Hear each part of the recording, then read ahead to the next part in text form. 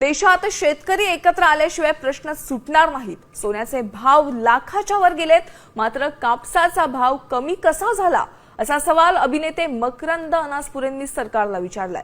तसंच हुंडा घेणारे नामर्द असल्याचं परखड मत त्यांनी मांडलंय। अकोल्याच्या निंबा फाटा इथं कुणबी स्नेहमिलन सोहळा आणि शेतकरी मेळाव्यात ते बोलत होते।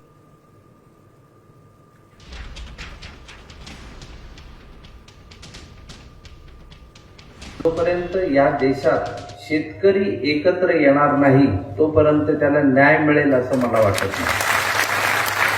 सोनं 400 रुपये तोळा होतं, जुन्या माणसांना माहित असेल। तेव्हा 11.5 ग्राम सोनं यायचं एका तोळ्यामध्ये आणि कपाशीचा भाव 500 रुपये होता क्विंटलला। आज 2025 आहे। एखाद्याचा पगार हा 1,00,000-1.5 लाखाच्या घरात गेलाय, सोन्याचा भाव 1,00,000-1.5 लाखाच्या घरात चाललाय, कपाशीचा भाव 3,000, 4,000, 5,000 याच्यातच अडकलेला आहे। ते हुंडा घेतील ते नामर्द असं माझं वैयक्तिक मत आहे।